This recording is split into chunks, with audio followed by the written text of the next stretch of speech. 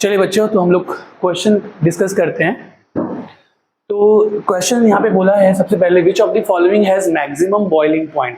अच्छा, पहले बता दूं, हम लोग जब क्वेश्चन डिस्कस कर रहे होंगे ना, तो यहाँ पे मेरा एक्सप्लेनेशन का पर्पस ये रहेगा कि आप कैसे फास्ट उसका आंसर करें, ठीक है ना। तो मैं उसी हिसाब से करूंगा कि आप जब एग्जाम दे रहे होंगे तो किस तरीके से आपको सोचना है, देन मैं फिर डिटेल में भी आप लोगों को बता दिया करूंगा, हालांकि ठीक है।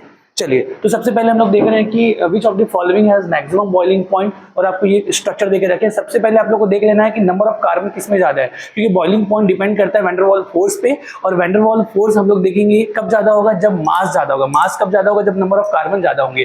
तो यहाँ पर देख रहे हैं कि इसमें 1 2 3 4 5 6 कार्बन है, इसमें भी हमको दिख रहा है 1 2 3 4 5 6 कार्बन है, इसमें भी देखें 1 2 3 4 5 6 1 2 3 4 5 6, मतलब नंबर ऑफ कार्बन सब में क्या है, सेम है। तो अगर नंबर ऑफ कार्बन सेम है तब हम क्या देखेंगे, तब स्ट्रक्चर जो हो लीनियर हो, क्योंकि जब लीनियर होगा तो वैन डर वाल्स फोर्स ज्यादा होगा। तो इसका करेक्ट आंसर होगा, सबसे ज्यादा जो बॉइलिंग पॉइंट होगी वो होगी ऑप्शन ए की। नेक्स्ट, अगला सवाल है, which of the following alkyl bromides is used for the synthesis of 2,3 dimethyl butane by Wurtz reaction. देखो, 2,3 डाइमिथाइल ब्यूटेन बनाने के लिए बोला गया। तो सबसे पहले आप लोग देख लेना, आपको वुड्स रिएक्शन पहले क्लियर हो जाना चाहिए कि वो क्या होता है। RX हम लेते हैं एल्काइल हैलाइड, और उसका रिएक्शन कराते हैं सोडियम विद ईथर के साथ, और बनता है RR, मतलब 2 RR बनेंगे। तो 2,3 डाइमिथाइल ब्यूटेन क्या है, तो सबसे पहले आप ब्यूटेन लिखें 1 2 3 4, और सेकंड और थर्ड कार्बन पर, ये सेकंड और थर्ड है जिसपे हम लगा रहे हैं मिथाइल, तो ये 2,3 डाइमिथाइल ब्यूटेन बन गया। अब आपको पता है बनता क्या है, RR, किससे, RX से। तो RR, तो अगर ये बनता है RX से, तो मैं यहां पर अगर इसको हाफ करूं तो मुझे ये एक R मिल जाएगा, और उसमें मुझे क्या लगा देना है, X। तो ये R फाइनली मुझे मिल जाएगा कि वो कौन से एल्काइल ब्रोमाइड से मिल रहा है। तो ये इस RR में हम लोग क्या कर देंगे, बीच से इसको बाइफरकेट कर देंगे, और ये मुझे मिल जाएगा एक R, मतलब ये R है CH3CH, और इसमें लग जाएगा क्या, हैलाइड, मतलब कौन सा, ब्रोमाइड। तो ये है, तो इसका जो नाम है वो क्या है, आइसोप्रोपाइल ब्रोमाइड। तो देखते हैं आइसोप्रोपाइल ब्रोमाइड, ये इसका करेक्ट आंसर होगा, राइट। अगला सवाल, Which of the following compound will not undergo tautomerism, कौन टॉटोमेरिज्म में पार्टिसिपेट नहीं करेगा। तो बेटा कंडीशन आपको पता है कि कीटोइनॉल टॉटोमेरिज्म ही आपकी नीड में है। तो उसमें हम क्या देखते हैं, C डबल बॉन्ड O के बाद वाला कार्बन क्या होना चाहिए, sp3 होना चाहिए, और इसमें कम से कम एक हाइड्रोजन क्या हो, प्रेजेंट हो, तो वो टॉटोमेरिज्म शो करता है, ठीक है। तो चलिए, तो सबसे पहले तो हमने ये देखा, ये तो इनॉल फॉर्म में दिया हुआ है, इनॉल, ये कीटो था, और इनॉल क्या होता है, जब इसमें हम लोग टॉटोमराइज कराएंगे तो ये क्या होगा, यहाँ से H+ निकलेगा, ये वाला बॉन्ड इधर शिफ्ट होगा, और ये इसके ऊपर, तो H सीधा ऑक्सीजन से जाकर जुड़ेगा। तो इसका इनॉल फॉर्म जो बनेगा वो क्या बनेगा, C single bond, O minus में आ जाएगा H, ये हो जाएगा OH, और यहाँ पर आ जाएगा डबल बॉन्ड, लाइक ऐसा। इनॉल इसको हम क्यों बोलते हैं, क्योंकि सेम कार्बन पर इन होता है और उसी कार्बन पर क्या होता है, ऑल, OH, तो इसको हम बोलते हैं इनॉल। तो बेसिकली यहाँ पर तो बेटा आपको ये कंपाउंड इनॉल दिया हुआ है, मतलब इसी कार्बन पे डबल बॉन्ड है और इसी कार्बन पर OH है, तो इनॉल फॉर्म में टॉटोमराइज होकर क्या करेगा, कीटो फॉर्म में, मतलब ये तो टॉटोमरिज्म शो करेगा, इनॉल फॉर्म में है। अगर हम लोग बात करें बी की, तो बी में हम देखेंगे ये कीटो फॉर्म में है, तो कीटो C डबल बॉन्ड O के बाद वाला कार्बन, ये देखें आप sp3 है, और इसमें H अंडरस्टूड है, इधर भी ये भी sp3 और इसमें भी कम से कम एक H तो है ही है, तो ये तो टॉटोमरिज्म शो करेगा, मतलब ये दोनों टॉटोमरिज्म शो करेगा। बोला है कि कौन टॉटोमरिज्म शो नहीं करेगा, ठीक है, ये दोनों कर रहे हैं। इसमें देखेंगे C डबल बॉन्ड O के बाद वाला कार्बन sp3 और इसमें एक H इसमें भी है, इधर भी है, ये भी टॉटोमरिज्म शो करेगा। बट इसमें अगर देखेंगे तो दोनों में क्या है, मिथाइल है, मिथाइल, एक H इधर भी नहीं है, ये भी मिथाइल है, ये भी मिथाइल है, H इधर भी नहीं है, इसके बाद वाला कार्बन पे अगर H नहीं है तो टॉटोमरिज्म शो नहीं करेगा, मतलब इस क्वेश्चन का आंसर जो होगा वो हो जाएगा option number D.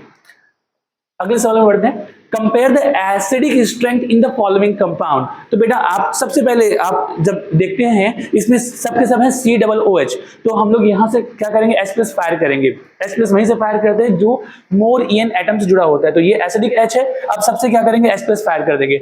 H+ fire करने के बाद आप क्या देखेंगे, जो बनेगा एनायन, उसकी स्टेबिलिटी कितनी ज्यादा है, जिसकी स्टेबिलिटी जितनी ज्यादा होगी उसका एसिडिक नेचर उतना ही, मतलब उसके कोरेस्पॉन्डिंग मॉलिक्यूल का एसिडिक नेचर उतना ही ज्यादा होगा। तो यहाँ पर जब मैं H+ फायर करूंगा, यहाँ पे बन जाएगा नेगेटिव चार्ज, ठीक है ना, इसकी स्टेबिलिटी देखेंगे, यहाँ पे H+ फायर करूंगा, यहाँ पे बन जाएगा नेगेटिव चार्ज, यहाँ से भी H+ फायर करूंगा, यहाँ पे बन जाएगा नेगेटिव चार्ज, यहाँ से H+ फायर करूंगा, यहाँ पे बन जाएगा नेगेटिव चार्ज। अब इन्हीं नेगेटिव चार्ज की आपको क्या देखनी, स्टेबिलिटी। देखिए यहाँ पर बेंजीन इन सब में है, इसमें लगा हुआ है NO2 पैरा पे, तो पैरा पे NO2 लगा हुआ है, मतलब ये क्या लगाएगा -M, तो ये लगा देगा आपको -M इफेक्ट, ठीक है ना। तो ये लगाएगा एक तो -M इफेक्ट और साथ में -I लगा रहे, डिसाइडिंग कौन होगा, -M, जो डिसाइडिंग होगा अपन को उसी के अकॉर्डिंग अपन को आंसर देखना होगा। तो यहाँ पे -M लगा रहा है, -M लगाकर इसकी स्टेबिलिटी बढ़ा रहा है। NO2 मेटा पे है, तो मेटा पे तो ये तो -M लगा नहीं पाएगा, मेटा पे M इफेक्ट काम नहीं करता, ओनली क्या इफेक्ट काम करेगा, -I, ठीक है ना। तो हम -I देखेंगे, यहाँ पर बेटा कुछ भी नहीं है, तो इसको हम कुछ ऐसा लेके चलेंगे, मतलब ना ये एसिडिक नेचर बढ़ रहा है ना ये कम हो रहा है। और यहाँ पर अगर देखेंगे OCH3 है, OCH3 अगेन मेटा पे है, अगर ये ऑर्थो या पैरा पे होता तो ये +M लगा रहा होता, पर ये मेटा पे है तो अगेन ये क्या लगाएगा, -I, ठीक है ना। तो दो जगह -I लग रहा है, मुझे बताओ इसमें ज्यादा -I है, इसमें ज्यादा -I है, NO2 का -I क्या होगा, ज्यादा होगा, ठीक है। तो चलिए आंसर आ गया। नेगेटिव की स्टेबिलिटी कौन बढ़ाएगा, माइनस इफेक्ट, मतलब चाहे वो -M हो चाहे वो -I हो, ठीक है ना। तो चलिए, तो बेटा इन तीनों में -M यहाँ पे लग रहा है, तो सबसे ज्यादा जो एसिडिक होगा वो होगा A। देन उसके बाद फिर हम लोग देखेंगे ये दोनों में -I लग रहा है, इसमें कुछ भी नहीं लग रहा है, तो इसके बाद इसमें -I मैक्सिमम है, तो इसके बाद A के बाद आएगा B के बाद आ जाएगा क्या आपका D, क्योंकि -I तो लगा रहा है, ठीक है ना, और B और सबसे कम हो जाएगा आपका C। ये आंसर है A, B के बाद D देन C, तो option number B is the correct answer, ठीक है। चलिए अगले सवाल की तरफ बढ़ते हैं। Lone pair of nitrogen involve in resonance, मतलब किसमें लोन पेयर जो है वो रेजोनेंस में इन्वॉल्व है। देखो यहाँ पे लोन पेयर है, हम जानते हैं कि अगर किसी एटम में डबल बॉन्ड और लोन पेयर दोनों एक साथ हो तो वो लोन पेयर रेजोनेंस में पार्टिसिपेट नहीं करता, ये वाला रेजोनेंस में पार्टिसिपेट नहीं करेगा। हालांकि ये लोन पेयर किसी के साथ कॉन्जुगेशन में भी नहीं है, आप ऐसा भी देख सकते थे, मतलब ये तो पार्टिसिपेट करेगा नहीं। यहाँ पर अगर देखें, देखो इस एटम नाइट्रोजन में लोन पेयर और डबल बॉन्ड एक साथ है, मतलब ये यहाँ पर नाइट्रोजन का जो लोन पेयर है वो रेजोनेंस में पार्टिसिपेट नहीं करेगा। आप भले आपको कितना भी लगे कि sir lone pair single double ये कॉन्जुगेशन दिखाई दे रहा है, पर एक्चुअल में कॉन्जुगेशन है ही नहीं, ठीक है। यहाँ पर अगेन देखें लोन पेयर है पर ये कॉन्जुगेशन में नहीं है, क्योंकि लोन पेयर सिंगल और अगेन यहाँ पे सिंगल बॉन्ड आ गया है, लोन पेयर सिंगल डबल नहीं है, मतलब इसका भी लोन पेयर रेजोनेंस में पार्टिसिपेट नहीं कर रहा है। लेकिन यहाँ पर अगर हम देखें लोन पेयर सिंगल डबल, मतलब यहाँ पर कॉन्जुगेशन है और कॉन्जुगेशन है तो ये रेजोनेंस में पार्टिसिपेट कर रहा है। बेटा हम फास्ट कर रहे हैं, ठीक है ना, मैं ज्यादा डीप एक्सप्लेनेशन में नहीं जाऊंगा, ठीक है। तो चलिए इसका आंसर जो हो गया वो हो गया D. The IUPAC name of this compound, तो बेटा IUPAC नेमिंग में हम लोग जो लोवेस्ट लोकेंट रूल हम देखते हैं, तो लोवेस्ट लोकेंट रूल यहाँ पे ये जो हो गया, सबसे पहले पेरेंट कार्बन चेन 6 कार्बन का, ये हम लोग पेरेंट कार्बन चेन सेलेक्ट कर लिया। इसमें लोकेंट है तो लोकेंट यहाँ पर इस पे 2 मिथाइल है और इस पे 1 इथाइल है। तो अगर हम लोग लोवेस्ट लोकेंट रूल देखें, first locant should receive lowest number, तो अगर मैं यहाँ से स्टार्ट करूंगा तो ये 1, फिर ये 1 और फिर ये मुझे मिल जाएगा 1, मतलब ये 1 2 3 4 5 6, तो ये 1 1 और फिर मुझे मिलेगा 3 पे, ठीक है। अगर मैं यहाँ से स्टार्ट करता तो ये 1 2 3, मतलब अगर मैं यहाँ से स्टार्ट करता 1, फिर ये अगर 1 होता तो ये 3 होता, तो 1 3 3 होता। तो देखो ये 1 1 3 है, ये 1 3 3 है, तो 1 और 1 जो है ये दोनों सेम एड्रेस पे मिल गए, मतलब 1 और 1 क्या हो जाएगा, कैंसिल, ठीक है। लोएस्ट नंबर दोनों 1 1 है, कैंसिल। अगला जो हो जाएगा उसको फर्स्ट लोकेंट मानेंगे और first locant should receive lowest number, पहला तो कैंसिल हो गया, अगला इसमें नंबर 1 पे मिल रहा है और इधर से जाकर नंबर 3 पे मिल रहा है, तो मुझे बताओ लोएस्ट नंबर कौन सा है, 1। तो इसलिए हम इस तरीके से करेंगे, मतलब नंबरिंग होगा 1 2 3, ठीक है। तो नंबरिंग 1 2 3 के हिसाब से। अब देन इसकी जो नेमिंग हो जाएगी, मतलब ये करेक्ट है, तो नेमिंग हो जाएगी 3 इथाइल, ई से आ रहा है करके इसको पहले लिखेंगे, अल्फाबेटिकल ऑर्डर में, मिथाइल एम बाद में आएगा, 3 इथाइल 1 1 डाई मिथाइल साइक्लोहेक्सेन, कहां पे है, option number C, 3 ethyl 1 1 dimethyl cyclohexane. चलिए नेक्स्ट बोल रहा है कि ये दोनों के बीच में क्या रिलेशन है। आप सबसे पहले ऑप्शन देख लिया करें, ठीक है ना, मतलब सबके सब आइसोमर्स ही बोल रहा है, आइसोमर्स आइसोमर्स आइसोमर्स, और ये भी आइसोमर्स ही मर्स दिख रहा है, मतलब मॉलिक्यूलर फॉर्मूला सेम है। आपको जबरदस्ती मॉलिक्यूलर फॉर्मूला सेम है कि नहीं है इस पे समय नहीं लगाना है, ठीक है ना। तो मॉलिक्यूलर फॉर्मूला, क्योंकि चारों ऑप्शन तो आइसोमर्स के ही है, मॉलिक्यूलर फॉर्मूला सेम है। कई बार आप ऐसा भी निकल जाता है कि ये तो आइसोमर्स से नहीं है, तो ऑप्शन इसीलिए सबसे पहले आप लोग चेक कर लिया करें। चलो अब देखते हैं क्या कि दोनों में देखो, एक है COOH और एक में OH और COOH, मतलब पहले ही दिख रहा है फंक्शनल ग्रुप क्या है, डिफरेंट है। अगर फंक्शनल ग्रुप डिफरेंट है ना भाई, तो आप सीधा बोल देंगे क्या ये फंक्शनल आइसोमर्स है। सर आप अगर आपको लगे कि टॉटोमर्स भी में तो फंक्शनल ग्रुप चेंज हो जाते हैं। बेटा फंक्शनल ग्रुप चेंज नहीं होते, वो इक्विलिब्रियम में होते हैं। तो टॉटोमेरिज्म में फंक्शनल ग्रुप जो होते हैं अगर वो डिफरेंट, जैसे कीटो जो होता है वो अल्कोहल में कन्वर्ट हो जाता है, तो वो कीटो इनॉल वाली बात होती है जहां पे वो इक्विलिब्रियम में होते हैं। अगर फंक्शनल ग्रुप चेंज हो गए पर्टिकुलरली, ठीक, तो सीधा किस में आएंगे, वो फंक्शनल आइसोमेरिज्म में आएंगे। तो इसका आंसर सीधा बी जाएंगे। ऊपर से टॉटोमेरिज्म तो इसमें है ही नहीं, तो सोचने की तो बात ही नहीं है। चलिए अगला, Which of the following compound react most readily with HBr? कौन HBr के साथ बहुत तेजी से क्या करेगा, रिएक्ट करेगा। आप देख पा रहे हैं बेटा ये सब एल्कीन दिया हुआ है, एल्कीन है, इसमें भी एल्कीन, इसमें भी एल्कीन है और यहाँ पर भी एल्कीन है। तो आपको तो पता है कि एल्कीन जो होता है वो क्या शो करता है, इलेक्ट्रोफिलिक एडिशन रिएक्शन, है ना। ये जो एल्कीन है C डबल बॉन्ड C, ये शो करता है इलेक्ट्रोफिलिक एडिशन रिएक्शन। और इसमें पहले सबसे पहले अटैक कौन करता है, इलेक्ट्रोफाइल। तो जब ये इलेक्ट्रोफाइल जब अटैक करता है तो इसमें बनता है इंटरमीडिएट कार्बोकेटायन। अगर जैसे यहाँ पे पाई बॉन्ड जो है शिफ्ट हम करा दे बेटा, पाई बॉन्ड, पाई जो बॉन्ड है ना, पाई इलेक्ट्रॉन होते हैं ना, वो इलेक्ट्रोफाइल को ट्रैप कर लेते हैं और ट्रैप करके किसी एक कार्बन पर क्या हो जाता है, शिफ्ट। तो हम बताते हैं ऐसे कि पाई बॉन्ड शिफ्ट हुआ, इधर हो गया माइनस, इधर हो गया प्लस। तो इलेक्ट्रोफाइल जब अटैक करेगा यहाँ पर तो बचेगा क्या, कार्बोकेटायन। ठीक है, इलेक्ट्रोफाइल अटैक करके यहाँ पे जुड़ गया, बच गया कार्बोकेटायन। अब इसी कार्बोकेटायन की हम क्या देखते हैं, स्टेबिलिटी। ठीक है ना, इंटरमीडिएट की स्टेबिलिटी जितनी ज्यादा होगी उसका कोरस्पॉन्डिंग मॉलिक्यूल उतना ही ज्यादा रिएक्टिव होगा, क्योंकि वो तुरंत स्टेबल में कन्वर्ट होना पसंद करेगा। जिसका इंटरमीडिएट लेस स्टेबल होगा तो उसका कोरस्पॉन्डिंग मॉलिक्यूल उतना ज्यादा रिएक्टिव नहीं होगा, क्योंकि इंटरमीडिएट तो लेस स्टेबल है, कन्वर्ट नहीं होगा। तो अब आप देखें कि इसमें एल्कीन की जो एल्कीन जब इलेक्ट्रोफाइल एक्सेप्ट करेगा तो बनने वाला कार्बोकेटायन कहां पे ज्यादा स्टेबल है। तो देखिए बेटा यहां पर अगर ये देखें तो पाई बॉन्ड जो होगा अगर ये इधर शिफ्ट हुआ सपोज, तो यहाँ पे तो नेगेटिव चार्ज आएगा और नेगेटिव चार्ज जो है यहां पर आ रहा है और पॉजिटिव चार्ज यहां पर आ रहा है। तो ये 1 डिग्री कार्बोकेटायन बन रहा है। मतलब आपको क्या देखना है, कार्बोकेटायन स्टेबिलिटी। तो यहां पर बन रहा है 1 डिग्री कार्बोकेटायन, जो कि इसके माइनस आई की वजह से ये लेस स्टेबल हो जाएगा। ठीक है ना। यहां पर अगर हम देखें पाई बॉन्ड किधर शिफ्ट कराना पसंद करेंगे, तो पाई बॉन्ड अगर मैं इधर शिफ्ट कराया माइनस और ये प्लस, तो ये जो प्लस है वो रेजोनेंस स्टेबल हो जाएगा। बेंजाइलिक कार्बोकेटायन बन रहा है और रेजोनेंस की वजह से स्टेबल है, इधर से हाइपर कॉन्जुगेशन मिलेगा। मतलब ये रेजोनेंस स्टेबल कार्बोकेटायन है, इसकी स्टेबिलिटी मुझे ज्यादा अभी लग रही है। आगे हम लोग देखते हैं, ये पाई बॉन्ड बेटा इधर भी शिफ्ट करा सकते हो, ऊपर भी शिफ्ट करा सकते हो। इधर अगर शिफ्ट कराए तो प्लस चार्ज ऊपर आ जाएगा। H अटैक करने के बाद आप देखेंगे हाइपर कॉन्जुगेशन इधर 2 और इधर भी 2 होगा, हाइपर कॉन्जुगेशन में होंगे 4। ठीक है ना, हाइपर कॉन्जुगेशन से भी स्टेबिलिटी बढ़ती है, लेकिन सबसे ज्यादा डिसाइडिंग क्या है, रेजोनेंस।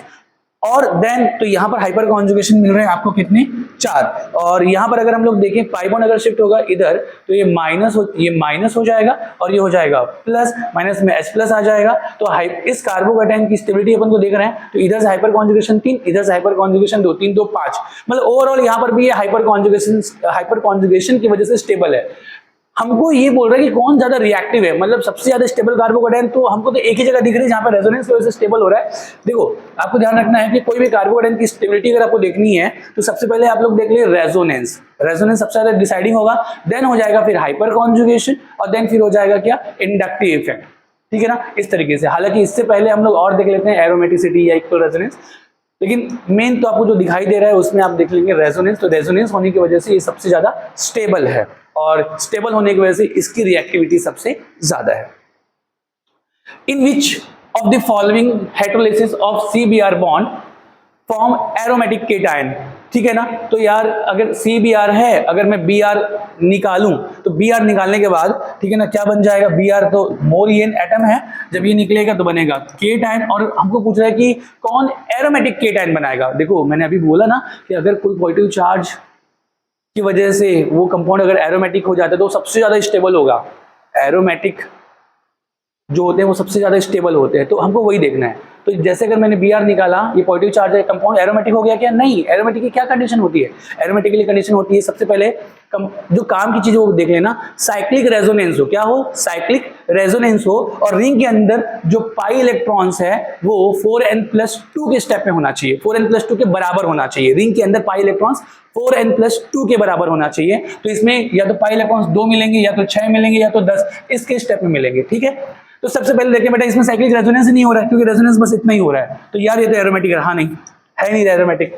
यहां पर अगर मैं देखूं Br निकालूं, यहां पे आएगा प्लस चार्ज, ये तो रेजोनेंस में ही पार्टिसिपेट नहीं कर रहा है। हमको तो साइक्लिक रेजोनेंस चाहिए, यहाँ पर रेजोनेंस ही नहीं हो रहा है। अगेन ये एरोमेटिक नहीं हो पाएगा। अगर मैं Br यहां से निकालूं, ये आ गया पॉजिटिव चार्ज, तो यहां पर रेजोनेंस तो हो रहा है। कैसे, double single double double single, positive positive single double, resonance तो हो रहा है, मतलब साइक्लिक रेजोनेंस हो रहा है, ठीक है। लेकिन यहां पर जो पाई इलेक्ट्रॉन्स है वो रिंग के अंदर कितने हैं, 4, मतलब यहां पर 4n+2 के स्टेप में नहीं है, 4n+2 के स्टेप में या तो पाई इलेक्ट्रॉन्स 2 होंगे, या तो 6 या तो 10। आपको पता है 4n+2 ये एरोमेटिसिटी के लिए कंडीशन होता है, हकल्स रूल, जहां पे अगर n की वैल्यू में 0 पुट करूं तो पहला मिलेगा पाई इलेक्ट्रॉन्स की, अगर n की वैल्यू 0 हो जाएगा तो पूरा 0 हो जाएगा, तो पाई इलेक्ट्रॉन्स मिलेंगे हमको 2, ठीक है। अगर n की वैल्यू में 1 पुट करूं तो पाई इलेक्ट्रॉन्स हो जाएंगे कितने, 4+2 6, लाइक ऐसा। और अगर n की वैल्यू मैं 2 पुट करूं तो फिर पाई इलेक्ट्रॉन्स हो जाएंगे 10, मतलब हमको या तो 2 इलेक्ट्रॉन्स मिलेंगे रिंग के अंदर, या तो 6 मिलेंगे,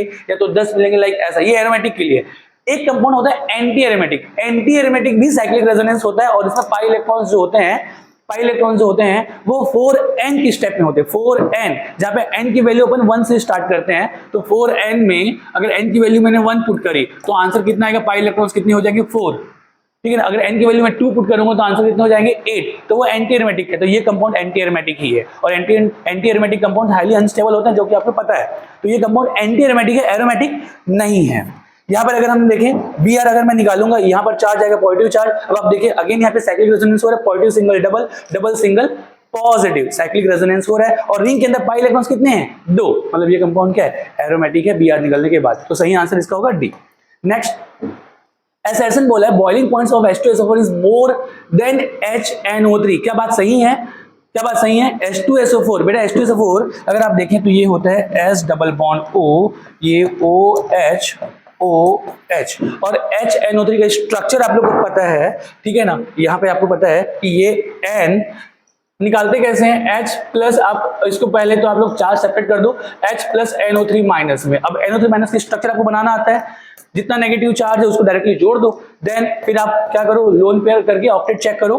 तो यहाँ पर अगर ऑक्टेट इनकम्प्लीट है तो पहले डबल बॉन्ड से जोड़ो, और ऑक्टेट फिर कंप्लीट अगर हो जाए तो नेक्स्ट ऑक्सीजन को जोड़ेंगे कोऑर्डिनेट बॉन्ड से, राइट। और देन फिर H प्लस को जोड़ेंगे तो नेगेटिव चार्ज हटाकर इसको कोवैलेंट बॉन्ड के थ्रू हम लगा देंगे H। तो मतलब ये स्ट्रक्चर बनाना हमको आता है, हमने सीखा हुआ है, ठीक है।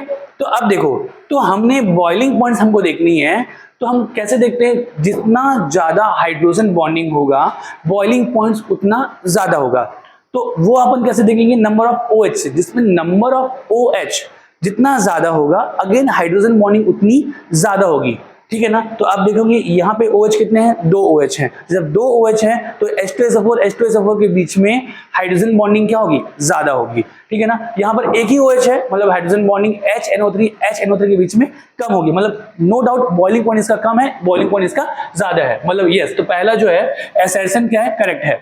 फिर बोल रहे H2SO4 have more extent of intermolecular hydrogen bonding, yes बेटा, ये दूसरे के साथ इंटरमॉलिक्यूलर हाइड्रोजन बॉन्डिंग करेगा, और जिसके वजह से इसकी बॉइलिंग पॉइंट ज्यादा है, मतलब रीजन भी क्या है, करेक्ट है। तो सीधी सी बात है, both assertion and reason are true and reason is correct explanation of assertion, मतलब इसका आंसर क्या जाएगा, ए, ठीक है। चलिए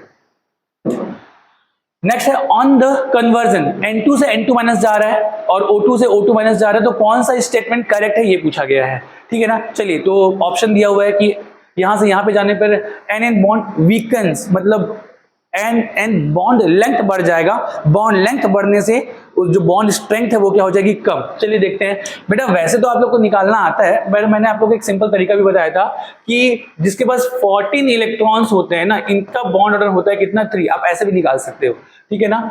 और जब नंबर ऑफ इलेक्ट्रॉन्स जैसे जैसे एक एक बढ़ाते जाएंगे तो बॉन्ड ऑर्डर 0.5 से क्या करते चलना है, कम करते चलना है, या ऊपर कम भी करते चलेंगे तब भी हमको 0.5 से बॉन्ड ऑर्डर कम करते चल रहा है। तो N2 में नंबर ऑफ इलेक्ट्रॉन्स कितने थे, 14, इसके इलेक्ट्रॉन्स कितने हैं, 14, 7 7 14, N2 माइनस मतलब कितने इलेक्ट्रॉन हो गए, 15। तो अगर जैसे 15 इलेक्ट्रॉन हो गए, बॉन्ड ऑर्डर 0.5 से कम हो जाएगा 2.5, मतलब बॉन्ड ऑर्डर N2 माइनस का क्या हो गया, कम। अब जब बॉन्ड ऑर्डर कम हो गया तो बॉन्ड लेंथ क्या हो जाएगा, बढ़ जाएगा, और बॉन्ड लेंथ बढ़ जाएगा तो मतलब ये बॉन्ड NN के बीच में जो बॉन्ड जो होंगे वो उसकी जो स्ट्रेंथ है वो क्या हो जाएगी, कम। मतलब यहाँ पर ए तो सही है, आगे और भी देखो आप चारों ऑप्शन देख लिया करो, मतलब यहाँ पर आप बी देख रहे हैं, ए एंड बी बोथ बोल रहा है, मतलब ठीक है, आप समझ पा रहे हैं कि आगे भी आपको आगे बढ़ना है। इन ऑप्शन बॉन्ड लेंथ इंक्रीजेस, यार O2 से O2 माइनस जा रहे हैं, तो ये O2 की इलेक्ट्रॉन कितना है, 16, O2 माइनस कितना हो गया, 17। तो अगर आप 14 से 15 जाएंगे, फिर 16 जाएंगे, फिर 17 जाएंगे। तो 16 इलेक्ट्रॉन का जो बॉन्ड ऑर्डर 0.5 और कम कर दो 2, तो O2 का तो वैसे भी पता है बॉन्ड ऑर्डर 2 है। 17 इलेक्ट्रॉन हो गया, बॉन्ड ऑर्डर और कम हो जाएगा 1.5। जब बॉन्ड ऑर्डर कम हो गया, बॉन्ड लेंथ फिर से बढ़ जाएगा, मतलब कि बॉन्ड लेंथ क्या हो जाएगा, इंक्रीज। अब देखो सीधा ऑप्शन लग रहा है D, A and B both. लेकिन एक बार फिर से क्रॉस चेक जरूर कर लेना सी के लिए भी।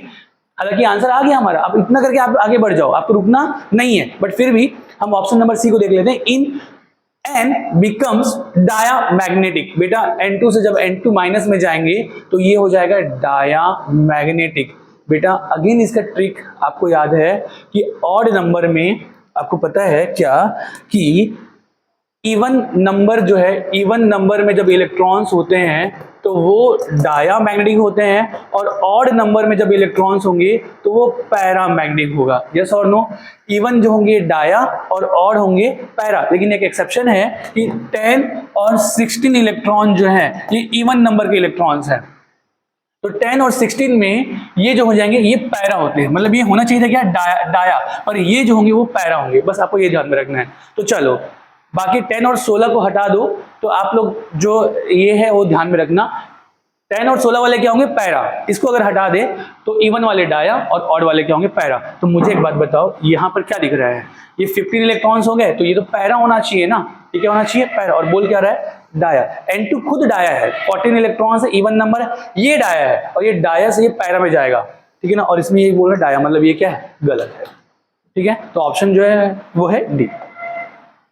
Next, match the column first and second. देखो बेटा आप ना अगेन जैसे ही हो ना, सबसे पहले आप ये तो मॉलिक्यूल्स है, इधर भी आप देख लिया करें जल्दी से, तुरंत 1-2-4 सेकंड में जो है ना आपको समझ में आता है कि क्या दिया, नॉन पोलर है, पोलर है, हाइपोवैलेंट है, हाइपरवैलेंट है, कंप्लीट ऑक्टेट है। और ऑप्शन में भी थोड़ा सा निगाहें लगा लें कि यहाँ पे ए के लिए आर बोला है, और देन टी भी बोला है, मतलब, और देन बी के लिए पी भी बोला है, क्यू भी बोला है, सी के लिए, मतलब हर एक कॉलम फर्स्ट के लिए, कॉलम फर्स्ट में हर एक स्पीसीज के लिए दो ऑप्शन सेलेक्ट किए हुए हैं। तो चलिए तो हम एक बार देख लेते हैं कि कोई क्या है।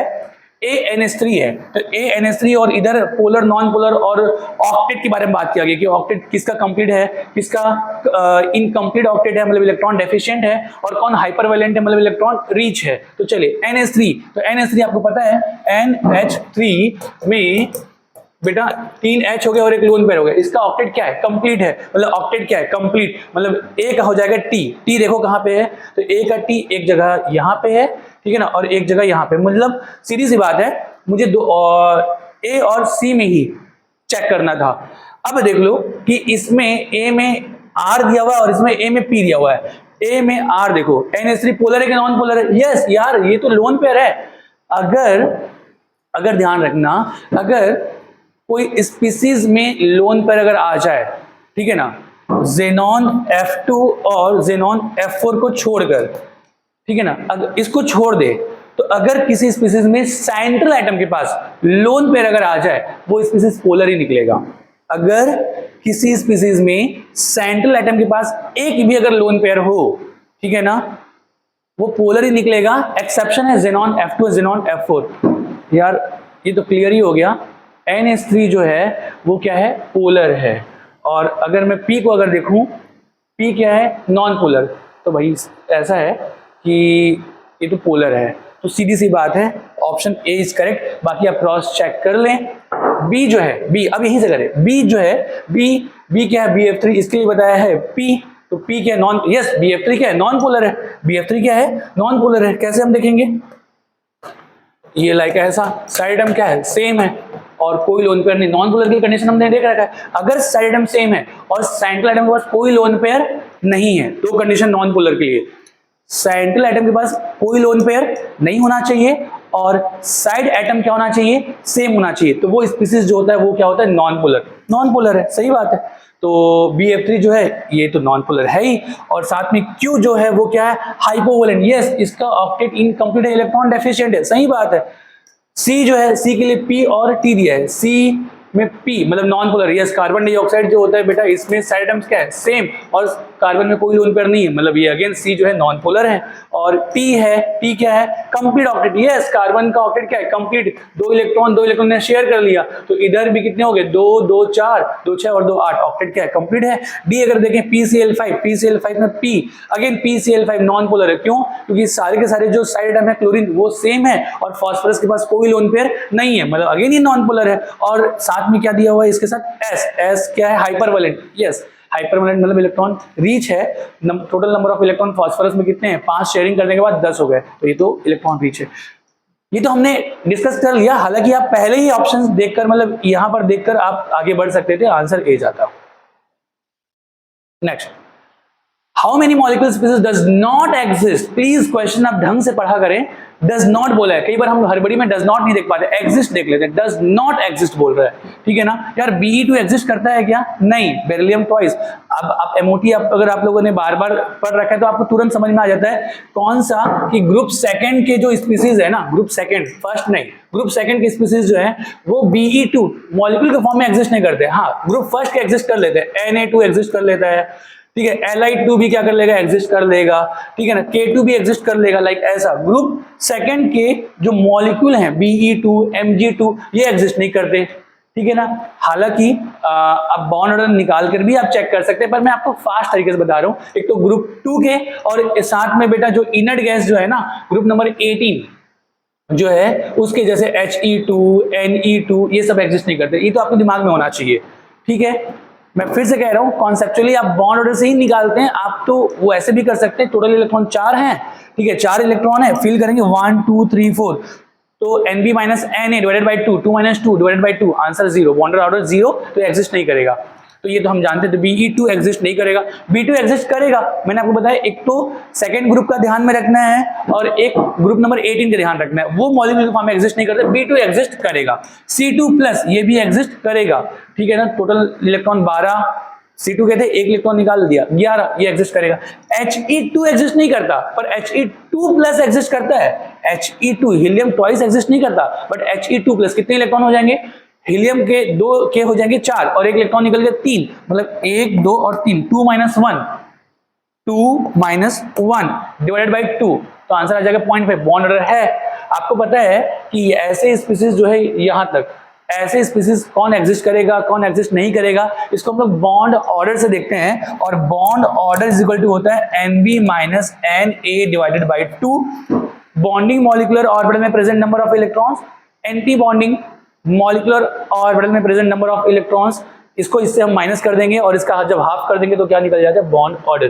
तो He2 प्लस में टोटल 3 इलेक्ट्रॉन है, नीचे बॉन्डिंग होते हैं ऊपर एंटी बॉन्डिंग होते हैं, तो 3 इलेक्ट्रॉन 1 2 3, 2 माइनस 1 डिवाइड बाई 2 0.5 आएगा, ये भी एग्जिस्ट करेगा। हमको क्या ध्यान रखना कौन एग्जिस्ट नहीं करेगा, मतलब हमको क्रॉस को चेक करना है। Ne2 मैंने अभी बताया Ne2 एग्जिस्ट नहीं करेगा। O2 माइनस ये भी एग्जिस्ट करता है भाई, O2 एग्जिस्ट करता है, O2 प्लस एग्जिस्ट करता है, O2 माइनस एग्जिस्ट करता है, इसका भी बॉन्ड ऑर्डर आएगा। कैसे आएगा, 16 और 1 17 इलेक्ट्रॉन हो गए, O2 के 16, एक इलेक्ट्रॉन एक्सेप्ट कर लिए 17, ठीक है ना, बॉन्ड ऑर्डर आपको निकल जाएगा, ठीक है, निकालने की भी जरूरत नहीं है। अब PH5 और PF5 यहां पर ध्यान रखना, देखो PF5 एग्जिस्ट करता है बट PH5 एग्जिस्ट नहीं करता, इसका रीजन हमने देख रखा था, एक बार मैं फिर से बता देता हूं। PF5 इसलिए एग्जिस्ट करता है, फास्फोरस का अगर हम लोग इलेक्ट्रॉनिक कॉन्फ़िगरेशन देखें आउटर मोस्ट शेल का, तो ये होता है 3s2 3p3, ठीक है ना, और 3d होता है खाली, तो यहां पर ये 3s हो गया, ये 3p हो गया और ये 3d हो गया। 3s में कितने इलेक्ट्रॉन 2, 3p में कितने इलेक्ट्रॉन हैं 3 और 3d क्या है खाली है, तो अनपेड इलेक्ट्रॉन कितने हैं 3, तो 3 अनपेड है तो 3 एटम के साथ ये जुड़ सकता है, मतलब PF3 बन जाएगा, PF3 बन जाएगा। अगर इसको PF5 बनाना हो तो सुनो बेटा 3s 3p और ये 3d है, तो 3d की एनर्जी जो होती है ना ये बहुत ज्यादा होती है, 3d की एनर्जी क्या होती है बहुत ज्यादा। आपको पता है 3s के बाद 3p आता है, 3p के बाद 4s आता है, फिर 3d आता है, ठीक है ना। लेकिन इलेक्ट्रॉन का जो एक्साइटेशन होता है वो हमेशा एक ही शेल में होगा, सेम शेल में होगा, मतलब 3p से इलेक्ट्रॉन 4s में नहीं जाएंगे, वो तो डिफरेंट शेल का है, ये तो थर्ड शेल का है, 4s वो चौथे शेल का है, मतलब ध्यान में इलेक्ट्रॉन का एक्साइटेशन हमेशा सेम शेल में ही होता है, तो इलेक्ट्रॉन एक्साइट होकर 3d में जाएंगे जिसकी एनर्जी क्या है ज्यादा है। तो अगर एनर्जी ज्यादा है तो एक्साइटेशन आसानी से हो नहीं पाएगा। तो एक्साइटेशन होने के लिए जो फ्लोरीन होते हैं ना, फ्लोरीन, ये इसकी इलेक्ट्रोनेगेटिविटी क्या होती है, ज्यादा होती है। तो मोर इलेक्ट्रोनेगेटिविटी नेगेटिव होने की वजह से 3D क्या हो जाता है, वो कॉन्ट्रैक्ट हो जाता है। और जब 3D कॉन्ट्रैक्ट होता है तो 3D कॉन्ट्रैक्ट होकर ये आ जाता है 3p के नजदीक, मतलब इसमें अट्रैक्शन होगा तो एनर्जी क्या होगी, रिलीज होगी, और इसकी एनर्जी क्या हो जाएगी, कम। जब एनर्जी जब कम हो जाएगी और 3p के आसपास आ जाएगी, मतलब इसके आसपास, लगभग आसपास आ जाएगी, तब यहां पर इलेक्ट्रॉन क्या हो जाएंगे, 3s से एक्साइट हो जाएंगे। तो यहां पर क्लोरीन के प्रेजेंस की वजह से 3D का कॉन्ट्रैक्शन होगा और इलेक्ट्रॉन जो होते हैं वो एक्साइट होकर चले जाएंगे किसमें, 3D में। और जब 3D में चले जाएंगे तो यहां पर बेटा 3 फ्लोरीन तो यहां पे थे ही, एक और फ्लोरीन इधर, एक और फ्लोरीन इधर, ये बन जाएगा PF5, मतलब PF5 एग्जिस्ट करेगा। लेकिन यही कहानी PH5 में अगर हम लोग बात करें तो PH3 तो एग्जिस्ट करेगा बट PH5 एग्जिस्ट नहीं करेगा। PH3 एग्जिस्ट क्यों कर लेगा, क्योंकि अगर ग्राउंड स्टेट देखें, अनपेड इलेक्ट्रॉन 3 होंगे तो 3H मिलकर PH3 बना लेंगे। लेकिन PH5 करने के लिए इलेक्ट्रॉन का एक्साइटेशन होना जरूरी है, पर हाइड्रोजन की इलेक्ट्रोनेगेटिविटी कम होती है, ज्यादा नहीं होती है। तो कम इलेक्ट्रोनेगेटिविटी होने की वजह से 3D का कॉन्ट्रैक्शन नहीं हो पाता। जब 3D का कॉन्ट्रैक्शन नहीं हो पाता तो इलेक्ट्रॉन एक्साइट नहीं हो पाता। इलेक्ट्रॉन एक्साइट नहीं हो पाता तो PH5 का भी फॉर्मेशन नहीं हो पाता। चलिए, तो इसलिए यहाँ पे PH5 एग्जिस्ट नहीं करेगा बट PF5 एग्जिस्ट करेगा। ठीक है, ये एग्जिस्ट करेगा। BF63 माइनस, बेटा आपको अगेन मैं बता दूं कि हमने पढ़ रखा है कि सेकंड पीरियड के जो एलिमेंट्स होते हैं ना, सेकंड पीरियड के जो एलिमेंट्स होते हैं, जैसे आप ले ले लिथियम, बेरिलियम, बोरॉन, कार्बन, आप देखेंगे सेकंड पीरियड में जो सबशेल होते हैं वो 2s 2p होते हैं। 2s में एक ऑर्बिटल, 2p में कितने ऑर्बिटल, 3 ऑर्बिटल। मतलब यहां पर ये जो बॉन्ड बनाएंगे वो मैक्सिमम कितने बॉन्ड बना पाएंगे, 4, क्योंकि इसमें 2d एग्जिस्ट नहीं करता, 2d d एग्जिस्ट नहीं करता। जब d एग्जिस्ट नहीं करता तो यहाँ पे 4 से ज्यादा बॉन्ड बना ही नहीं सकते, तो मैक्सिमम 4 बॉन्ड बनाएंगे। तो आप देख पा रहे हैं कि बोरोन जो है मैक्सिमम कितने बॉन्ड बना सकता था, 4, लेकिन यहाँ पे लिखा है BF63 माइनस। भैया इसके पास वैकेंट D है ही नहीं तो वो BF4 माइनस, मतलब एक तो BF3 बनेगा, BF3 जानते हैं आप लोग, ठीक है ना, पर B और F3 के बाद BF4 माइनस 1 तक ये एग्जिस्ट कर सकता है। कैसे, थोड़ा और एक्सप्लेन कर लेते हैं हम लोग। बोरोन का इलेक्ट्रॉनिक कॉन्फिगरेशन होता है 1s2 2s2 2p1, मतलब 2s2 2p1 होता है। s में दो इलेक्ट्रॉन, p में एक इलेक्ट्रॉन। जब एक्साइट हो जाएगा तो एक्साइट होने के बाद s में एक इलेक्ट्रॉन हो गए और p में कितने इलेक्ट्रॉन हो गए, लाइक ऐसे 2। एक्साइट होने के बाद तो 3 फ्लोरीन आकर BF3 बना लिया, एक वैकेंट ऑर्बिटल और बचा है तो BF3 एग्जिस्ट करता है, करता है। अगर इस वैकेंट में एक F माइनस अपने इलेक्ट्रॉन पर क्या कर दे, शेयर कर दे, तो BF4 माइनस भी एग्जिस्ट करेगा, मतलब BF3 एग्जिस्ट करेगा, BF4 माइनस भी एग्जिस्ट करेगा, लेकिन इसके बाद एग्जिस्ट नहीं होगा, मतलब BF5 माइनस 2 एग्जिस्ट नहीं करेगा। क्यों, क्योंकि वैकेंट D है ही नहीं, तो F माइनस अपना इलेक्ट्रॉन कहां देगा भैया। तो जब BF5 माइनस 2 एग्जिस्ट नहीं करेगा तो BF6 माइनस 3 कहां से एग्जिस्ट करेगा, मतलब ये एग्जिस्ट नहीं करेगा। लेकिन सिलिकॉन ये तो आपके थर्ड पीरियड का है, और जब थर्ड पीरियड का है तो इसमें 3D और वाइटल वैकेंट प्रेजेंट होंगे। आप देखेंगे सिलिकॉन की अगर हम लोग बात करें तो सिलिकॉन जो है इसका इलेक्ट्रॉनिक कॉन्फिगरेशन होता है 3s2 3p2। ये मैं कैसे फास्ट निकाल ले रहा हूं, मुझे कार्बन का पता है 2s2 2p2, तो इसका क्या हो जाएगा 3s2 3p2। अब 3s2 3p2 अगर हो गया लाइक ऐसा, ठीक है ना, ये हो गया ग्राउंड स्टेट के इलेक्ट्रॉनिक कॉन्फिगरेशन। जब यहां से इलेक्ट्रॉन एक्साइट होंगे तो चले जाएंगे यहां से यहां, 4 हो गया अनपेड इलेक्ट्रॉन, 4 फ्लोरीन जो है इनके साथ बॉन्ड का फॉर्मेशन करेंगे, मतलब बन जाएगा SiF4, मतलब SiF4 का तो ये एग्जिस्टेंस है। अब इसके पास वैकेंट ऑर्बिटल भी है, जब वैकेंट ऑर्बिटल है तो अगर 2 F माइनस और अगर मुझे मिल गए तो ये एक F माइनस अपने इलेक्ट्रॉन पर इसको शेयर करेगा और बनाएगा कोऑर्डिनेट बॉन्ड, शेयर करेगा, ठीक है ना, को मतलब वन साइड शेयरिंग होगी कोऑर्डिनेट बॉन्ड, और ये भी शेयर करेगा लाइक इस तरीके से। तो एक सिलिकॉन के चारों तरफ 6 फ्लोरीन, ठीक है ना, वो इसको इसके चारों तरफ अरेंज हो सकते हैं और अरेंज हो सकते हैं, दैट्स वाई यहाँ पे SiF4 plus F minus 2, I am sorry 2 F minus मिलकर फाइनली ये बना लेते हैं SiF6 माइनस 2। ध्यान रखिए SiF6 माइनस 2 ऐसे एग्जिस्ट करता है। SiF6 माइनस 2 तो एग्जिस्ट करता है, पर आपको बता दूं इसी तरह SiCl6 माइनस 2 को भी एग्जिस्ट करना चाहिए था, पर ये एग्जिस्ट नहीं करता क्योंकि क्लोरीन की साइज इतनी ज्यादा होती है कि एक सिलिकॉन के चारों तरफ ये अरेंज नहीं हो सकते। तो ये कुछ बातें आप ध्यान, तो आपको होंगी, तो ये SiF6 2 माइनस जो होता है वो एग्जिस्ट करता है। तो कौन कौन नहीं करते, 1 2 3 4, 4 स्पीसीज एग्जिस्ट नहीं करते, ऑप्शन नंबर सी, ये 4 एग्जिस्ट नहीं करते। नेक्स्ट अगर हम लोग देखें तो अगला सवाल है, dipole induced dipole interaction are present in which of the following pairs. Dipole induced dipole, बेटा आप ध्यान रखना, डाइपोल मतलब एक होगा पोलर और इंड्यूस्ड डाइपोल का मतलब एक होगा नॉन पोलर, नॉन पोलर, ठीक है। तो ये देखना है किस में प्रेजेंट है। तो देखो ये है H2O, क्या होता है पोलर, एल्कोहल भी होता है पोलर, मतलब दो पोलर के बीच में, मतलब यहाँ पे डाइपोल डाइपोल अट्रैक्शन है। हमको बोला डाइपोल इंड्यूस्ड डाइपोल, मतलब पोलर और नॉन पोलर के बीच में देखना है। यार ये क्या, ये नॉन पोलर है, ठीक है ना, ये नॉन पोलर है। CCl ये भी नॉन पोलर है, मतलब यहां पर क्या प्रेजेंट होगा, इंड्यूस्ड डाइपोल प्रेजेंट होगा। ये HCl क्या है, ये है पोलर, और हीलियम ये क्या है, नॉन पोलर। यस, अगर पोलर है तो ये डाइपोल है, और ये नॉन पोलर है तो इसमें इंड्यूस्ड डाइपोल अट्रैक्शन है। तो यही आंसर है, पोलर नॉन पोलर के बीच में dipole induced dipole, option number C. SiO4 क्या है, ये अगेन नॉन पोलर है और ये भी नॉन पोलर है, मतलब अगेन इसमें इंड्यूस्ड डाइपोल होगा। सही आंसर है option number C. Next, which one of the following set of species have planar structures। Again देखो कौन सा ऐसा सेट है जिसमें प्लेनर स्ट्रक्चर है। बेटा अगेन इसको फास्ट करेंगे, आप इसमें देखिए कौन सा प्लेनर नहीं है तो उसको हटाते चलना है। देखो मुझे ये थोड़ा सा डिफिकल्ट लग रहा है एक प्रकार, फॉर एग्जांपल, तो मैं इसके बारे में नहीं सोचूंगा, मैं तुरंत देखूंगा CH3 माइनस, या CH3 माइनस का स्ट्रक्चर क्या है, ये तो पिरामिडल है, तो पिरामिडल प्लेनर नहीं होता, यस और नो, मैं तुरंत इसको काट दूंगा। अच्छा चलो, मतलब ये ऑप्शन ए क्या हो जाएगा, एलिमिनेट हो जाएगा। अगर आपको ये भी नहीं समझ में आ रहा है, आप SiF4 को देखो, SiF4 क्या होता है, टेट्राहेड्रल, ये भी प्लेनर नहीं होता, तो कम से कम इसको देखकर ऑप्शन ए को क्या कर सकते हैं, एलिमिनेट कर सकते हैं।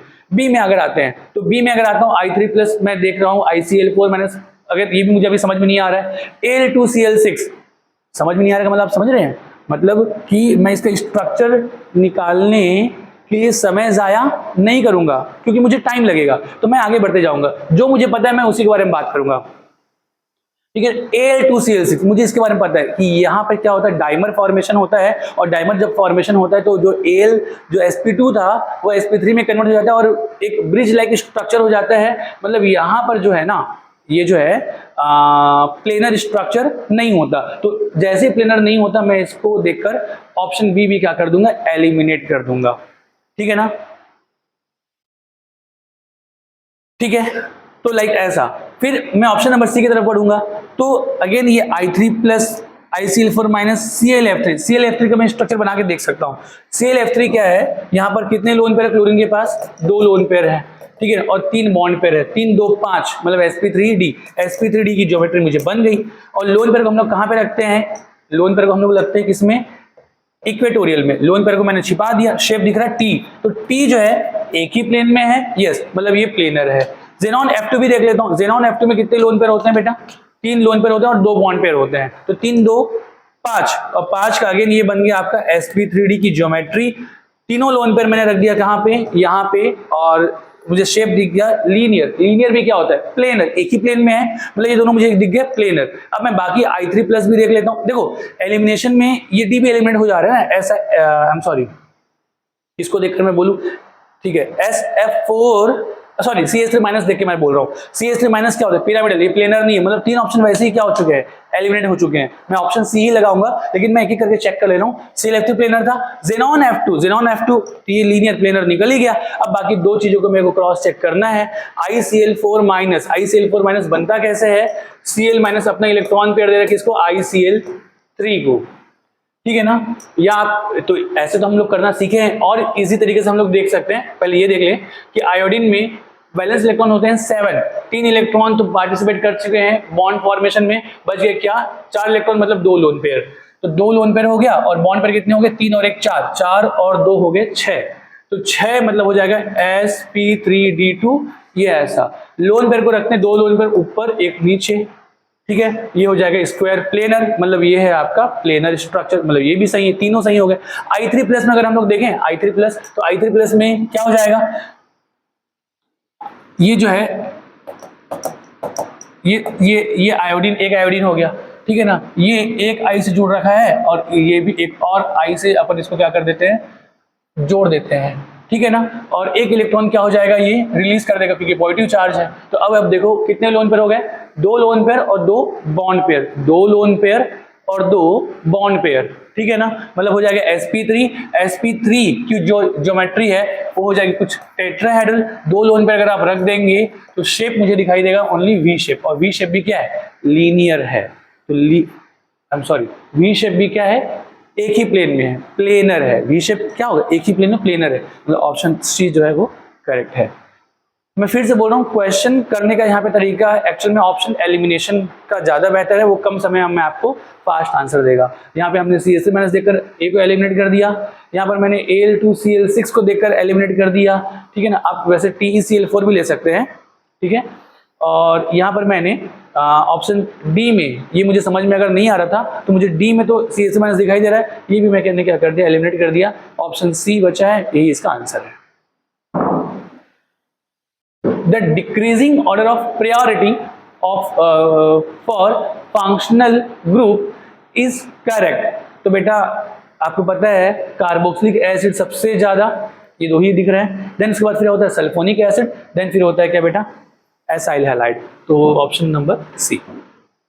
Next, which of the following reaction is not feasible. देखो किसके साथ देकर रखा है, sodium bicarbonate, sodium bicarbonate, sodium bicarbonate, sodium bicarbonate. बेटा यार ये तो एकदम मैंने आप लोगों को बार बार बताया हुआ है, सोडियम बाइकार्बोनेट जो होता है ना, ये उस एसिड से रिएक्ट करता है जिसकी स्ट्रेंथ जो है, जो बाई प्रोडक्ट बनता है H2CO3, H2CO3। बेटा H2CO3 जो है ना, ये अनस्टेबल है, तुरंत ब्रेकडाउन हो जाता है H2 और CO2 में। तो अगेन सोडियम बाइकार्बोनेट उस एसिड के साथ रिएक्ट करता है जिसकी स्ट्रेंथ H2CO3 से ज्यादा हो, ठीक है ना। और इसमें ध्यान रखना, फिनॉल ही एकमात्र ऐसा एसिड होता है, ठीक है ना, जो NaHCO3 से रिएक्ट नहीं करता। क्यों? क्योंकि उसका एसिडिक नेचर H2CO3 से कम होता है। स्ट्रॉन्ग एसिड से रिएक्ट करके ये वीकर एसिड में कन्वर्ट होगा, समझ पा रहे हो क्या, ठीक है, और सॉल्ट बनाएगा। तो देखो, तो यहां पर बेटा ये स्ट्रॉन्गर है किससे, इससे, मतलब ये रिएक्शन फिजिबल है। सल्फोनिक एसिड तो और भी ज्यादा स्ट्रॉन्गर है, किससे, H2CO3 से, ठीक है ना, ये भी रिएक्शन फिजिबल है। अगेन COOH है, कार्बोक्सिलिक एसिड, ये भी स्ट्रॉन्गर है H2CO3 से, ये भी रिएक्शन फिजिबल है। देखो फिनॉल ही दिया है, ऐसे इसका जब देगा ना इसके साथ रिएक्शन, आपको फिनॉल ऑप्शन में रहेगा ही रहेगा। तो फिनॉल जो होता है ये वीकर एसिड है, किससे, H2CO3 से, तो इसलिए ये रिएक्शन फिजिबल नहीं, मतलब ऑप्शन जो है कौन सा फिजिबल नहीं है, ऑप्शन डी इज करेक्ट, ठीक है। Next, which of the following alkene most stable, कौन सा एल्किन सबसे ज्यादा स्टेबल है। बेटा यहाँ पे कहीं भी आपको रेजोनेंस तो दिखाई दे नहीं रहा है, आप किससे देखेंगे, हाइपर कॉन्जुगेशन से। अगर रेजोनेंस होता तो फिर रेजोनेंस वाला ज्यादा स्टेबल हो जाता, ठीक है। बेटा एक चीज मैं और आपको बता दूं, लास्ट पेपर में एक था बेंजाइल कार्बोकेटाइन, मैं हालांकि ठीक है यहां से थोड़ा अलग मैं बात कर रहा हूं, बेंजाइल कार्बोकेटाइन ये रेजोनेंस स्टेबल है, ठीक है, रेजोनेंस स्टेबल है। और यहां पर अगर टर्सरी कार्बोकेटाइन अगर मैं देखूं तो यहां पर ये हाइपर कॉन्जुगेशन है, तो वैसे no doubt resonance stable carbocation की स्टेबिलिटी ज्यादा होती है, पर यहां पर इन दोनों में ना इसकी स्टेबिलिटी ज्यादा है, नो डाउट। क्यों? क्योंकि इसमें हाइपर कॉन्जुगेशन क्या है, 9। तो अब लास्ट पेपर में एक सवाल आया था कि बेंजाइल कार्बोकेटाइन की स्टेबिलिटी टर्सरी कार्बोकेटाइन से ज्यादा स्टेबल होती है, और सही, और इसका जो स्टेटमेंट था वो सही था, तो सही ही है, टर्सरी कार्बोकेटाइन से ज्यादा स्टेबल बेंजाइल कार्बोकेटाइन होता है। लेकिन टर्सरी कार्बोकेटाइन जिसमें 9 हाइपर कॉन्जुगेशन हो वही वाला स्टेबल होगा। मतलब कि अगर मैं आपको एक वर्ड बोल रहा हूं, टर्सरी कार्बोकेटाइन वाला कोई एल्काइल है, एल्काइल कोई ग्रुप है, तो इसमें ये मैंने कब बोला कि उसमें 9 हाइपर कॉन्जुगेशन ही होंगे, उसमें 8 हाइपर कॉन्जुगेशन भी हो सकते हैं, उसमें 7 भी हो सकता है, उसमें 6 भी हो सकता है यार। तो एक कॉमन बात तो ये है ना कि बेंजाइल कार्बोकेटाइन ज्यादा स्टेबल है, सिर्फ 9 हाइपर कॉन्जुगेशन वाले केस में ये ज्यादा होगा, ठीक है, बात समझ में आ रही है क्या। तो प्लीज ध्यान रखेंगे, तो यहाँ पे स्टेटमेंट जो होता है वो पिछले टेस्ट में वो सही था, सिर्फ 9 हाइपर कॉन्जुगेशन के केस में ये ज्यादा स्टेबल होगा इससे। तो नो डाउट रेजोनेंस स्टेबल जो है वो ज्यादा स्टेबल होता है। यहाँ पे कहीं पे भी रेजोनेंस नहीं तो ओनली हाइपर कॉन्जुगेशन से आंसर जाएगा। इसमें कितने हाइपर कॉन्जुगेशन, इसमें है double carbon carbon double bond, double single CH3, इधर तीन, मतलब इसमें हाइपर कॉन्जुगेशन हो गए 6। मोर हाइपर कॉन्जुगेशन मोर स्टेबिलिटी, ये हमको ध्यान रखनी है। इसमें कितने hyper conjugation, double single 3, double single 3, 3 3 6, और इधर भी 3, मतलब हाइपर कॉन्जुगेशन कितने हो गए, यहाँ पे हो गए 9। यहाँ पे नो हाइपर कॉन्जुगेशन, यहाँ पे 3 हाइपर कॉन्जुगेशन, मतलब सबसे ज्यादा हाइपर कॉन्जुगेशन जो है इसमें हाइपर कॉन्जुगेशन 0 है, सबसे ज्यादा हाइपर कॉन्जुगेशन बी में, सबसे ज्यादा स्टेबल जो है वो बी है। ठीक है, नेक्स्ट बोल रहा है match list first and second. तो चलिए, तो बेटा यहाँ पर पी के बी वैल्यू देख रखी है, तो पी के बी वैल्यू, जितना पी के बी वैल्यू कम होगा के बी वैल्यू उतना ज्यादा होगा, तो बेसिक नेचर उतना ज्यादा होगा। तो चलिए यहाँ पे एनिलीन देकर रखा हुआ है, ये हो गया आपका एनिलीन। ये देखो, ये एनिलीन जो है ना, आप देख पा रहे हैं ये एरोमेटिक है, और बाकी देख के मुझे समझ में आ रहा है ये बाकी एलिफेटिक है। तो एरोमेटिक जो है वो सबसे लिस्ट बेसिक होगा, लिस्ट बेसिक मतलब के बी उसका सबसे, केबी वैल्यू सबसे कम, मतलब पीकेबी वैल्यू सबसे ज्यादा। तो यार मुझे सीधा दिख रहा है ए जो है 3 होगा, ठीक है ना, क्योंकि पीकेबी सबसे ज्यादा है, तो A3 कहां दिख रहा है, ओ ओके तीनों जगह दिख रहा है, मतलब ये खत्म हो गया। फिर उसके बाद फिर इथेनामाइन क्या होता है, इथेनामाइन CH3 CH2 NH2। फिर है एन इथाइल इथेनामाइन, मतलब ये हो जाएगा एन इथाइल इथेनामाइन, ठीक है ना, ये 2 डिग्री है, ठीक है। और ये हो गया एन डाई इथाइल इथेनामाइन, मतलब ये हो जाएगा एन डाई इथाइल, ये डाई इथाइल और अगेन इथेनामाइन, ये टर्सरी है। तो मैंने आपको बताया था कि एलिफेटिक में 231 का ऑर्डर होता है, सबसे ज्यादा 2 डिग्री, देन फिर 3 डिग्री और फिर 1 डिग्री, यस और नो। तो 2 डिग्री ये है, मतलब सी है 2 डिग्री। तो इसका केबी पी के बी वैल्यू सब क्या, मतलब इसका बेसिक नेचर सबसे ज्यादा है, बेसिक नेचर सबसे ज्यादा है, मतलब केबी वैल्यू ज्यादा होगा तो पी के बी वैल्यू सबसे कम। तो सबसे कम कहां पे है, सी का सेकंड, सी का सेकंड कहीं दिख रहा है, यस सी का सेकंड यहां पे दिख रहा है, सी का सेकंड, ठीक है ना। बस तो ये आंसर आपका डी है, ए का 3 सी का सेकंड। और बेटा इसके बाद फिर आप बाकी चेक कर लेना, आपको मिल जाएगा, ठीक है। नेक्स्ट, ओ सॉरी सी का सेकंड यहाँ पे भी है, तो ये तो मैंने पहले ही एलिमिनेट कर दिया था, ठीक है ना। आंसर क्या, D. Tertiary carbocation are generally formed more easily than primary carbocation। यह सही बात है, क्योंकि यार वो स्टेबल कार्बोकेटायन है तो जल्दी बनेगा, स्टेबल कार्बोकेटायन है, हाइपर कॉन्जुगेशन में ज्यादा हो रहे हैं। रीजन दिया है hyperconjugation due to more alpha H as well as inductive effect additional alkyl group stabilize tertiary. सही बात है, मतलब ऐसा रीजन सही है और रीजन उसका करेक्ट एक्सप्लेनेशन है, बढ़िया। नेक्स्ट है मैक्सिमम हीट ऑफ हाइड्रोजनेशन अकर। यार देखो, एल्कीन में जब हम लोग हाइड्रोजनेशन कराएंगे, ठीक है ना, तो एल्कीन जो होगा वो अनसैचुरेटेड है, वो कन्वर्ट होगा सैचुरेटेड में, ठीक है। और सैचुरेटेड कंपाउंड ज्यादा स्टेबल होते हैं, तो अगर वो स्टेबल हैं तो वो एनर्जी क्या करेंगे, रिलीज करेंगे, मतलब जो एनर्जी उसको हम क्या बोलेंगे, हीट ऑफ हाइड्रोजनेशन। मतलब कोई भी जो एल्कीन है, जब इसका हम लोग हाइड्रोजनेशन कराते हैं, ठीक है ना, तब ये कन्वर्ट होगा एल्केन में, और जब ये एल्केन में कन्वर्ट होगा तो एनर्जी रिलीज करेगा, जिसको बोलेंगे हीट ऑफ हाइड्रोजनेशन। तो ये कब ज्यादा एनर्जी रिलीज करेगा, जब इसके पास एनर्जी ज्यादा होगी, जब ज्यादा एनर्जी है तो ज्यादा एनर्जी रिलीज करेगा। तो एनर्जी अगर ज्यादा है मतलब स्टेबिलिटी इसकी क्या है, कम, मतलब जिसकी स्टेबिलिटी जितनी कम होगी उसकी एनर्जी उतनी ज्यादा होगी, एनर्जी ज्यादा होगी तो हीट ऑफ हाइड्रोजन ज्यादा होगा। मतलब ओवरऑल मुझे क्या देखना है, किसकी स्टेबिलिटी कम है, ठीक है। तो चलिए देखते हैं, इसमें हाइपर कॉन्जुगेशन रेजोनेंस तो हो नहीं रहा है इसमें, तो यहाँ पर डबल सिंगल, इसमें 3 CH है, इधर से 1, मतलब इसमें हाइपर कॉन्जुगेशन क्या है, हाइपर कॉन्जुगेशन इसमें है 4। इसमें कितने hyper conjugation, double single CH3, double single C, यहाँ पे 1 H होगा, मतलब यहाँ पर भी हाइपर कॉन्जुगेशन कितने हैं, 4 है, ठीक है। और यहाँ पर देखिए double single CH3, double single CH3, double single CH2, 3 3 6 2 8, hyper conjugation कितने हैं इसमें, 8। इसमें डबल सिंगल CH2, मतलब हाइपर कॉन्जुगेशन है 2। सबसे कम हाइपर कॉन्जुगेशन D में है, मतलब सबसे कम स्टेबल D है, तो इसके पास ज्यादा एनर्जी होगी, तो HOH क्या होगा, ज्यादा। इसका आंसर डी है। नेक्स्ट है which is correct nucleophilicity order in following. किसके न्यूक्लियोफिलिसिटी का ऑर्डर क्या है, करेक्ट है। तो डिक्रीजिंग ऑर्डर देके रखा है बेटा, तो मैंने अगेन सरसरी निगाह पे अगर देखा तो सब में मुझे क्या दिख रहा है, O- दिखाई दे रहा है। तो यार मुझे बताओ O- जुड़ा हुआ है R से, अब R जो भी है, ठीक है, मुझे बताओ नेगेटिव चार्ज की डेंसिटी जितनी ज्यादा होगी, या अगर मैं बोल दूं नेगेटिव चार्ज की स्टेबिलिटी जितनी कम होगी, ये उतनी आसानी से अटैक करेगा। अगर स्टेबिलिटी ज्यादा होती, डेंसिटी से छोड़ो एक मिनट के लिए, क्योंकि मैं देख के समझ में आ गया मुझे कैसे इसको देखना, क्योंकि O- है।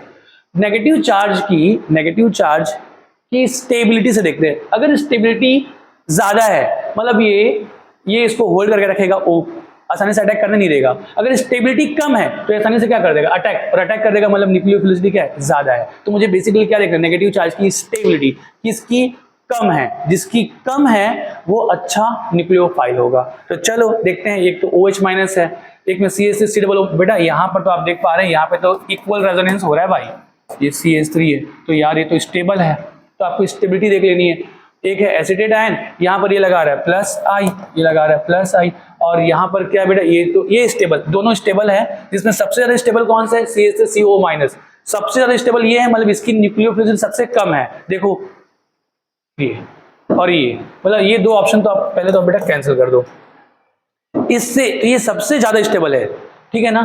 और इसके बाद फिर बेटा ये है, मतलब ये भी स्टेबल है पर ये ज्यादा स्टेबल है। फिर OH माइनस और यहाँ पर C2H5O माइनस, देखो ये लगा रहा है प्लस आई, और प्लस आई लगाकर इलेक्ट्रॉन डेंसिटी क्या कर रहा है, बढ़ा रहा है, मतलब इसकी स्टेबिलिटी कम है तो आसानी से अटैक कर देगा। फिर यहाँ पर ना नेगेटिव चार्ज बढ़ रहा है ना कम हो रहा है, तो इसके बाद ये आएगा, फिर ये स्टेबल है, तो ये सबसे ज्यादा स्टेबल है। अगला सवाल, in the modern periodic table elements are arranged in order of increasing atomic number. सही बात है सर्सन, रीजन क्या है, atomic size increases as we move across a period. बेटा मुझे बताओ यार, एटॉमिक साइज इंक्रीज होती है कि डिक्रीज होती है, डिक्रीज होती है, मतलब ये सही है और ये गलत है, ठीक है ना। Assertion is true, reason is false.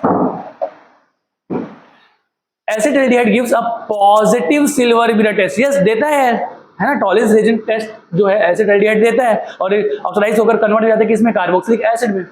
Reason, aldehydes can be oxidize easily to carboxylic acid, yes बेटा क्योंकि ये ऑक्सीडाइज हो जाता है तभी इसको ऑक्सीडाइज करता है, और जो AgNO3 से Ag+ है वो क्या हो जाता है, Ag में रिड्यूस हो जाता है, और जब Ag में रिड्यूस हो जाता है तो वो सिल्वर मिलर टेस्ट देता है। मतलब ये जो है ना, इसका रीजन, इसका करेक्ट एक्सप्लेनेशन है, क्योंकि ये ऑक्सीडाइज हो जा रहा है इसलिए सिल्वर मिलर टेस्ट दे रहा है। तो मतलब A एंड R ट्रू है और R is the correct explanation है A का। Alkenes undergo electrophilic addition reaction, ठीक है, ये सही बात है। The pi electrons in alkenes are easily available for attack by electrophile, yes बेटा एल्किन में जो पाई इलेक्ट्रॉन्स होते हैं ना, वो ऐसा पाई इलेक्ट्रॉन क्लाउड होते हैं, ये इलेक्ट्रोफाइल को क्या कर लेते हैं, ट्रैप कर लेते हैं, तभी तो अटैक कर देता है आसानी से। तो the pi electrons in alkenes are easily available for attack by electrophile, ठीक है ना। या तो उसको ट्रैप करेंगे ऐसा बोलो, या वो अटैक कर देता है ऐसे बोलो, इसीलिए EAR करता है, शो करता है। और अगेन A एंड R जो है ट्रू है और R जो है करेक्ट एक्सप्लेनेशन है। The colour of transition metal complexes depends on the nature of ligand, yes ligands के नेचर पर डिपेंड करेगा। लाइगेंड अगर स्ट्रॉन्गर है तो स्प्लिटिंग क्या होगी, ज्यादा होगी, लाइगेंड अगर वीकर है तो स्प्लिटिंग कम होगी। तो जिस हिसाब से उसकी एनर्जी होती है वो उसी हिसाब से क्या करता है, विजिबल रीजन से एनर्जी क्या करता है, वो एब्जॉर्ब करता है, ठीक है ना। फिर DD ट्रांजिशन होता है और कलर प्रॉपर्टी शो करता है, तो नेचर ऑफ लाइगेंड पे तो डिपेंड करता ही करता है। रीजन बोल रहा है all ligands cause equal splitting, अरे भाई यही तो हम बात कर रहे हैं, इक्वल स्प्लिटिंग तो ऑल लाइगेंड्स करते नहीं, क्योंकि लाइगेंड्स की भी क्या होती है, स्ट्रेंथ, अगर स्ट्रेंथ डिफरेंट है तो स्प्लिटिंग भी क्या होगी, डिफरेंट होगी, मतलब रीजन क्या है, इनकरेक्ट। तो असर्शन करेक्ट, रीजन क्या, इनकरेक्ट। नेक्स्ट है, in SN1 reactions racemic mixtures are often formed, yes SN1 reaction में रैसमिक मिक्सचर जनरली बनता ही है। अगर कार्बन कायरल है तो कार्बन अगर कायरल है, ठीक है ना, तो जब Cl निकलेगा तो जो कार्बोकेटायन बनेगा RX में X निकलने के बाद जो कार्बोकेटायन बनेगा वो प्लेनर हो जाता है, और जब प्लेनर हो जाता है तो फ्रंट अटैक भी होगा और बैक अटैक भी होगा। तो अगर वो कार्बन कायरल है तो वो ऑप्टिकली मतलब कहने का मतलब है कि एक डेक्स्ट्रो बनेगा और दूसरा क्या बनेगा, लिवो, और दोनों के दोनों डेक्स्ट्रो और लिवो जो है अगर इक्वल रेशो में है तो वही क्या होता है, रैसमिक मिक्सचर। रीजन बोल रहा है SN1 रिएक्शन प्रोसीड वाया अ प्लेनर कार्बोकेटायन इंटरमीडिएट, यस वो जो कार्बोकेटायन बनता है वो प्लेनर ही होता है बेटा, प्लेनर होता है इसलिए वो फ्रंट और बैक अटैक दोनों ही आसानी से हो जाएगा, और इसलिए यहाँ पर बनता है क्या, रैसमिक मिक्सचर। देखो आप लोग को ये ध्यान में रखना है कि कब सर हम लोग ना A आंसर दें और कब हम लोग B आंसर दें। B आंसर तभी जब जाता है जब उसका रीजन से दूर दूर तक कोई वास्ता नहीं होता, केमिस्ट्री में ध्यान में रखना। मतलब यहाँ पर बेटा देखो कई बच्चे इसको B भी, सर ये तो प्लेनर कार्बोकेटायन है इसमें A क्यों दे रहे हैं, B क्यों नहीं दे सकते हैं, ऐसे भी बच्चे बोलते हैं। तो मैं ऐसे कहना चाह रहा हूँ कि बेटा ये एक ओनली स्टेटमेंट ही नहीं है, मतलब ये कहीं ना कहीं इसको इसके रीजन को कनेक्ट कर रहा है। अगर ये प्लेनर है तभी तो फ्रंट और बैक अटैक होगा, और फ्रंट और बैक अटैक होगा तभी तो रेसमिक मिक्सचर बनेगा। मतलब अगर वो उसको कनेक्ट कर रहा है ना तो वो उसका एक्सप्लेनेशन है। मतलब आप ये ना सोचें कि एकदम ही उसका प्रॉपर रीजन ही देगा तभी हम ए लगाएंगे, नहीं, थोड़ा भी उसको कनेक्ट कर रहा है आप ए लगाएं। केमिस्ट्री में मेनली मैं केमिस्ट्री की बात कर रहा हूँ, ठीक है। नेक्स्ट है toluene reacts faster than benzene in electrophilic substitution reaction.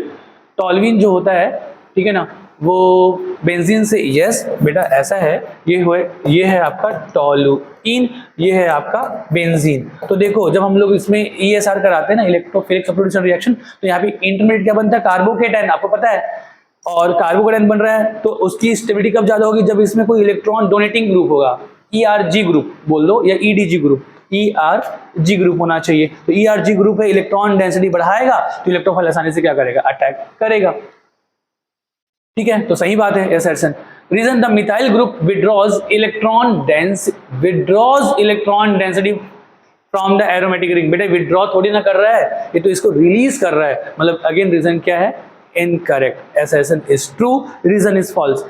बेटा वैसे एक्चुअल में ये जो है ना, मैं एसर्शन रीजन शुरू में एक बार दोनों रीड कर लेना चाहिए आपको, ये भी आप रीड कर ले और तुरंत इसको भी मैं अभी एसर्शन रीजन करने के बाद, एसर्शन रीड करने के बाद आप तुरंत एक्सप्लेन कर दे रहा हूँ, ठीक है ना। तो ये जस्ट मुझे क्योंकि सॉल्यूशन बताना है करके मैं रीड कर रहा हूँ, आप दोनों तुरंत एक बार रीड करें ताकि कनेक्ट कर पाए कि हम फिर आगे इसको किस तरीके से सोचे, ठीक है।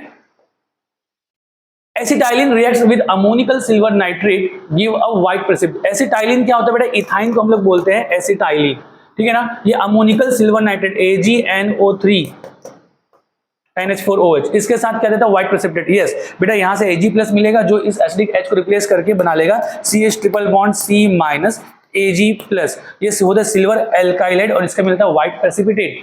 रीजन क्या बोला, terminal alkynes have acidic hydrogen atoms that forms salts with Ag+ ion. ये सॉल्ट बना दिया है और इसीलिए इसका क्या मिल रहा है, व्हाइट प्रेसिपिटेट। अगेन इसका ऑप्शन ए जो है वो क्या है, करेक्ट है। ये हमारा हो गया सारे क्वेश्चंस ऑर्गेनिक एंड इनऑर्गेनिक के। अगले लेक्चर में हम लोग फिर से क्वेश्चन आंसर डिस्कस करेंगे। Thank you so much.